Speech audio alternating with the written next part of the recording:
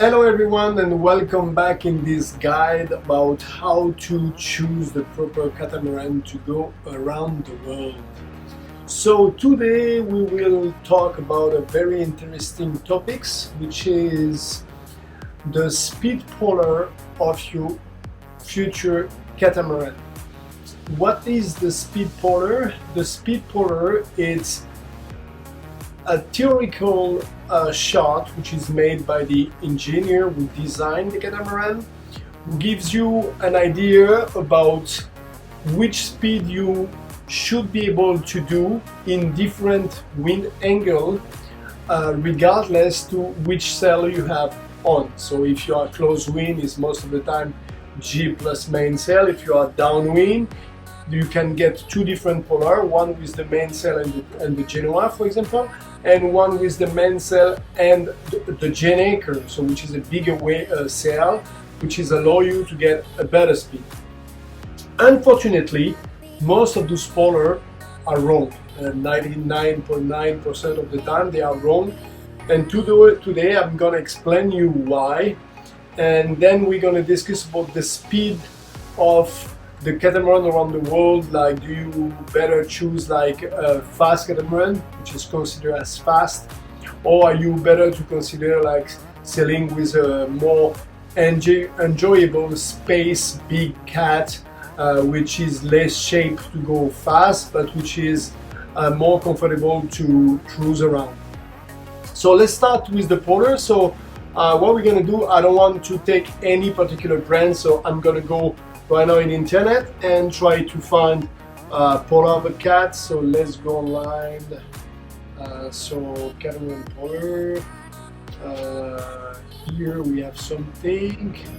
So what I have here is the polar of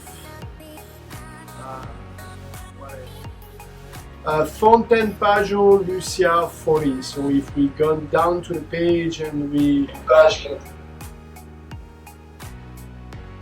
if we go down to the page and we scroll down over the bottom here, we get okay, Fontaine Pajot Lucia 40 polar diagram. So we're gonna take it, open it in big, and so as you can see, we get this polar. So we get different number here, 25, 20. That's the wind speed, and this is the speed you should do with the boat. So 11 knots, 12 knots more, on 25 knots of wind if you are 90 degrees for the wind. So that's what you can get by any constructor when you buy a cat. So what we're gonna do now is we're gonna, regardless what we have, we're gonna go in Wikipedia and we're gonna ask what this wind strengths give us as a sea level, because more you get wind, more you get waves. So if we go on Wikipedia, so I'm in the French. So Wikipedia, sorry, is in French. So if we look at what they tell us 17 to 18 knots of wind, we have 2 to 3 meters of wave. Then we have 3 to 4 starting 22 knots to 27. And then above this, the wave become 4 to 5 meters, which is a lot.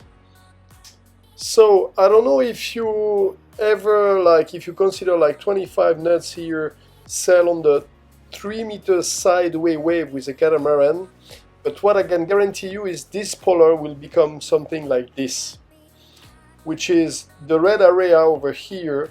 You will never ever sail on it. And the yellow part, so you see I draw a line around like 18 knots of wind. That's where we are. So above this we can consider like we're never gonna go this yellow, like you have to maybe, but I'm not sure about it. But the red for sure, you're never gonna go there. Imagine you in 25 knots, 35 knots of wind with 5 meters of wave coming sideways on the catamaran. You're never gonna make it. So those two areas are part of the sailing where you're never gonna do. So this polar are not true. It stop where I show you, and maybe you will go sailing in, you see, like you're doing 8 knots of speed here, which is really good, and you are about like 16 knots of wind, so 16 to 18 sideways look like something reasonable. After this, forget about it. So when you get pulled off the boat anywhere, be relaxed about it, don't trust what they say. This whole area, it's no man's land sailing part, and start thinking about close wind, strong wind, not sure. When you're 90 degrees, you avoid about it, and then you go straight away downwind when the waves are pushing you. So that was for the polar. It's true for the monohull, the same as it's true for the catamaran. No one gonna sail with 5 meters of wave sideways and do that. That's completely out of things. And something else you have to consider, like the Lucia 40 is like 6.6 meters wide. So imagine this is not a very wide catamaran either. And there is another thing which is a total inequality, I don't know how you say in English, but it's not fair. Like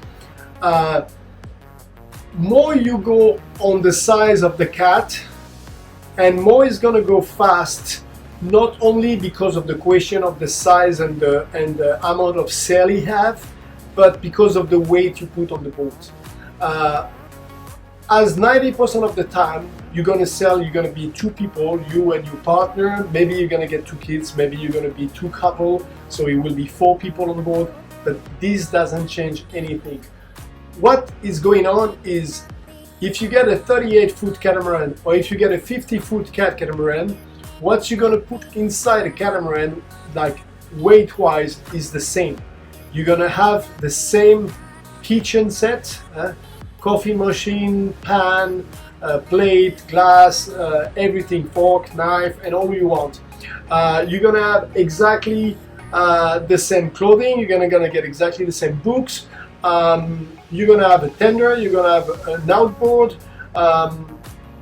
You will have probably a water maker. Maybe you're gonna have a generator. Maybe you're gonna have a rib, like a tender. You're gonna get all of those things. You're gonna put extra gasoline for the tender, and so on and so on and so on. But the weight, the amount of weight you're gonna put on board is the same if you have a 38-foot cat or if it's a 50-foot cat. If you like diving, you're gonna get 3, 4, 5, 6 dive tank. You're gonna get your stabs, you get your dive compressor, and so on. So at the end, you put the same amount of weight in a smaller cat than in a bigger cat, is going to be the same. So the boat which is get like a specific weight it can take to be on his line, on his water line, and more the boat is big, more this weight is big, like because it's more or less, we say it's like 10% of the weight of the boat. So if the boat is 18 ton, the weight it can take is 1.8 tons extra. If the boat is 12 ton, the weight it can take an extra is 1.2.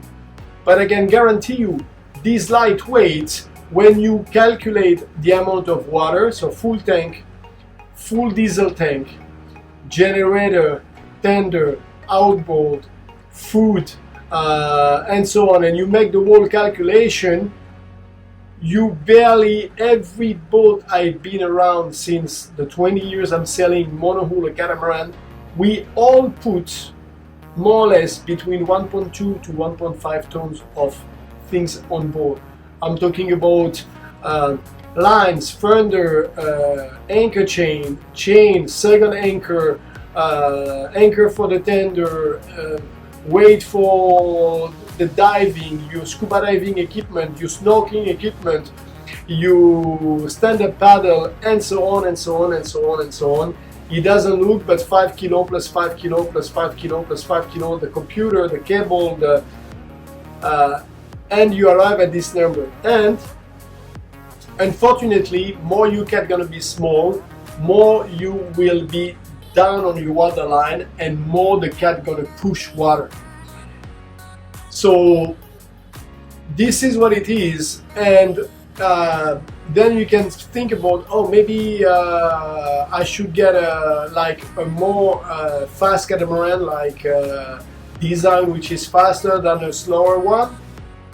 And on that, let's be really honest, if you take the data from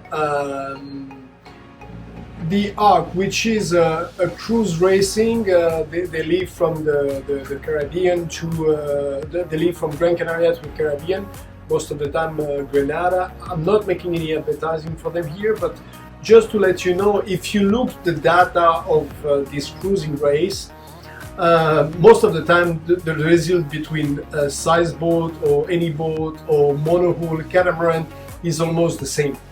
And so at the arrival, you say, yeah, but this guy arrived one day before this one, and so on. So let's think about it like with number.